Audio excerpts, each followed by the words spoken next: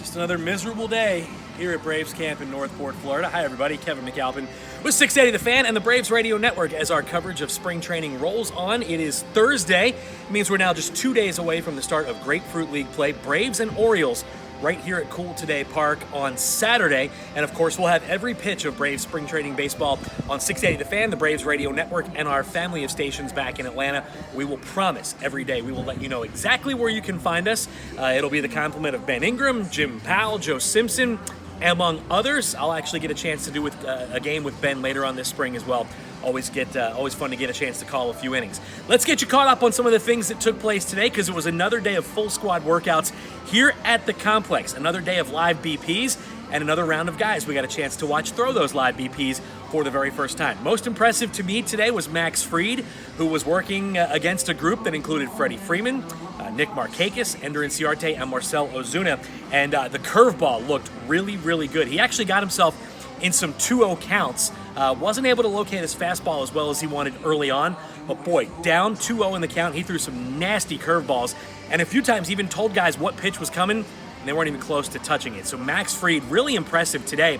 Matter of fact, it looked like his fastball was cutting a little bit. He was also working on changeups into left-handers, and those guys were extremely impressed. Matter of fact, all of them went over to shake his hand after that live BP session was over. So great to see Max Fried back on the mound here today. Also had a chance to watch Sean Newcombe. He was working on coming into right-handers, up and in a little bit more. I think that's going to be something he tries to be more aggressive with. I think it's something he did a nice job of coming out of the Braves bullpen last year. And of course, Newcombe, by all indications, will more than likely start the regular season as the team's number 4 starter. That could change, but we have 5 weeks to go until opening day. Matter of fact, 5 weeks from today, Braves will be in Arizona taking on the Diamondbacks to start the regular season. Also had a chance to watch Ian Anderson. If you're into prospects, Ian Anderson and Kyle Muller. That was a fun group to watch, and they were going up against the likes of Christian Pache, Drew Waters, and others. And I got to tell you, Kyle Muller, this was a guy this time last year, I was telling you, this guy looks the part. He's 6'6", 250. I think he's like 6'6", 260, 270 now. He's put on even more muscle. He really looks the part. Easy 95, 96 with the heater, and then breaks off a really, really nice, impressive curveball as well.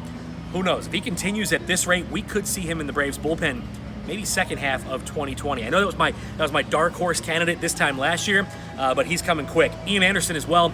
The fastball seems to get on guys a lot quicker. Got a little deceptive delivery, kind of holds on to it a little bit longer, but the reaction to guys as they were coming out of the cage, sort of shaking their heads. Ian Anderson, another guy who's going to compete for the 5th spot. He's probably not going to win it, but we could see him at some point in Atlanta here in 2020 as well. Again, we're 2 days away from the start of Grapefruit League play here in Northport. And of course, Buck and John, they're here all week long. Dansby Swanson, I believe, on the show today. And of course, if you miss anything, 680thefan.com. We've got daily videos, daily podcasts. We've got photos, videos, interviews, you name it. Nowhere else you need to go for your Braves spring training coverage than right here, the home of the Braves, the Fan 680 and 93.7 FM. So again, we'll do it again tomorrow here from Northport. And that means we'll be just 1 day away from Grapefruit League baseball. So it's great. You know, it's fun to watch the workout days, but even more fun once those games start. And it's right around the corner, folks. Baseball on your radio this weekend. Hopefully you'll join us.